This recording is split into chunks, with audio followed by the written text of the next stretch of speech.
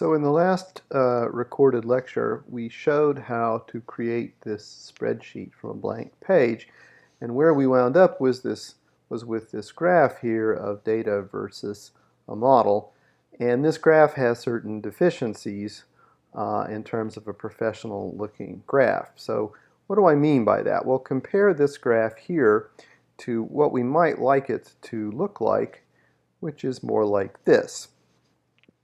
So what are the differences? Well, first of all, the data are points and the model is a line. That is meant to be a visual cue that one of these things was measured, has uncertainty, that each individual point has a particular meaning corresponding to an actual measurement, as opposed to a model-fitted curve where even though we generated a discrete set of points, there's a smooth function underlying here. And so it's a visual reminder that one of these is a theory, a model, a prediction, the other one's actual data. And it's best not to confuse those. The next thing to note, and this is very important on any graph, is that the axes have labels, and the labels indicate what the units are when they're quantities with units. So this is concentration versus time, concentration in grams per liter versus time in minutes. The next thing is just that the labels and everything are all big enough to read easily, and even if the graph were shrunk down a bit, as is often true in some publication, that the labels and the numbers won't disappear.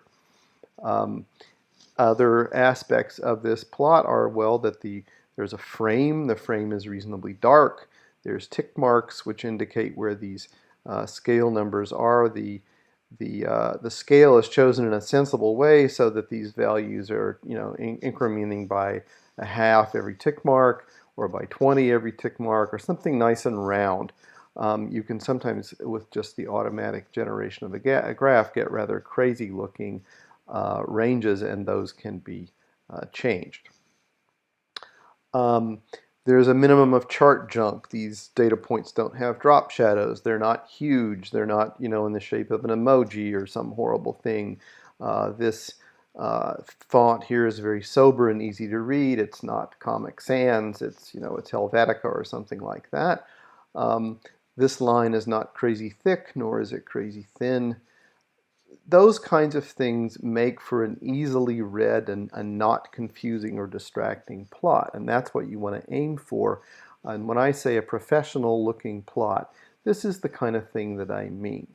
You use a legend if it's appropriate, if you need to indicate somehow what the different curves are in a given plot. This can sometimes be handled in the caption to the plot. Typically, I don't have a title for the plot because that's going to either be provided on the in the PowerPoint or wherever you use the thing, or maybe in the caption if the figure is going to go into a publication. So since you may or may not want a title in different circumstances, it's easier to add it in PowerPoint than it is to blot it out in a publication. So I typically leave that off. So those are the kinds of things that you want to accomplish. And how are those things done? Well, it's a little bit of a complicated process. And this slide here is a summary of what we're going to do.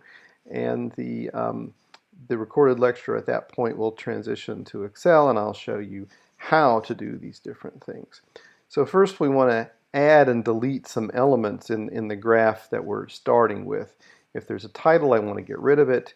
If there are not axis labels, I want to add them. If there's no legend, in other words, this thing here which tells what the two different curves are, I want to add that. I want to get rid of these grid lines, which in general are distracting and I just don't want them. Then I want to change the look of different pieces. I want to change these red data points into a line. I want to adjust the color and thickness of lines and possibly of the frame and other kinds of things like that. And then I want to format. This is sort of a continuation of formatting the data, formatting the graph. I want to put these labels on and change the font and so forth, and I want to choose the thickness of the axes and add a frame and stuff like that, and finally to adjust maybe the fonts of the different elements. And each of these things requires you to do a little menu safari and click and find a different part of Excel to do them.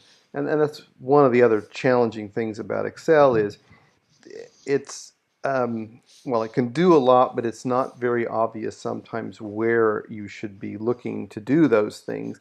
And I've tried insofar as possible to group these operations together in a way that involves a little less hunting and a little more unity in terms of how you do stuff.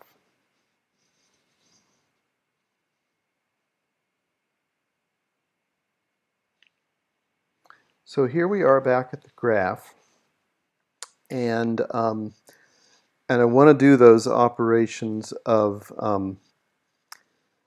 adding and deleting elements. So in chart design, which is what we happen to be looking at here because we've clicked on the chart itself, the leftmost drop menu is called Add Chart Element, and that is where you add and remove things like the axes, the axis title, the chart title, and so on. There's no chart title right now, which is fine. We need axis titles, so just go ahead and add them, horizontal and vertical. There is at the moment no legend, and I'm going to add that, and I want to choose it to overlay the figure, and that's a more legend option. So it says show the legend without overlapping the chart, but I don't want that. So this allows me to drag the, whoops, got to be careful what you click on in Excel. I want to drag the legend into the figure someplace like so. And I want to take the grid lines out. So that is a chart element, and we take them out by de-checking the primary, major, horizontal, and vertical grid lines. And let's see, anything else? So that's it in terms of adding and subtracting elements. The next step is to format the data. So I can click on this data set, which neatly lights up the thing that's being plotted, and if I control click on it, then I choose Format Data Series, and that's where I get to a place that allows me to choose how I want this to appear. So I want a solid line. This paint bucket thing, it's not obvious, but that has to do with how this is drawn as a graphical element. So I want a solid line. As soon as I say what kind of a solid line, I get to choose how thick I want it. And by experimenting, I choose what thickness looks reasonable. I would like it to be black so as not to disappear. I don't want any markers on that line, so I choose marker option none. And I think that's it for the data series. You'll notice that for some reason my part of my legend had disappeared, and I made that reappear again by adjusting the size of this box. Now I want to format the plot.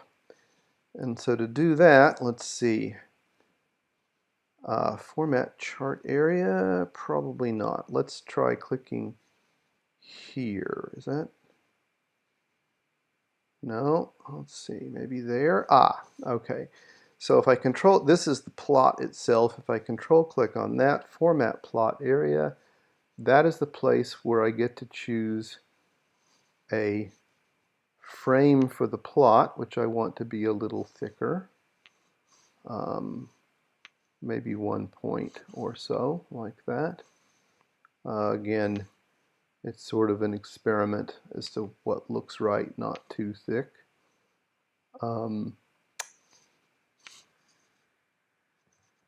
And then I want to do the same thing with regard to the axes. So if I now go over here and click on the axis, you'll see that this format region stays open. That's good. That saves me some clicking. I want to make this a little thicker. I don't want it to be gray because that tends to disappear. And around in here someplace is where I get to choose whether I have tick marks or not. And I don't, but now I do. So I turn them on here with tick marks. I go through that very same operation on this axis. First adjusting the color and the thickness of the axis, then choosing the tick marks, turning them on. And one other thing that I want to do, you'll notice that the range of the axis is a little bit wrong. There isn't actually anything going on beyond 120. That's also in here somewhere. Yeah, the axis options, bounds. So 0 to 120. You see I could also choose what the steps were. I think 20 is a good step here. 10 would be too few. That looks right. So I think we are done with formatting the axes. Next, I want to add actual text for these axis titles. So I just click in there and highlight everything and then type, say, concentration in grams per liter. And then I click in there and highlight everything. Just click enough times so it highlights everything. Time in minutes. And now I'm almost done, except that the text is a little on the small side. So I need to change the font here and here and in those labels there and in those labels there and over here in the legend. So I got to do this 5 times, unfortunately. The way you access the formatting, that's what this is choosing the font is formatting this thing, is with control clicking on that box and then selecting font. And so it's a little too small. I'm going to make it bigger. That looks good. And the same here. And the same here. Control click font.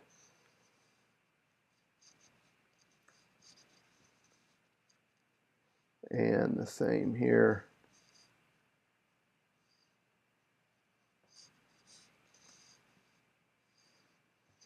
And maybe I shouldn't have, let's see.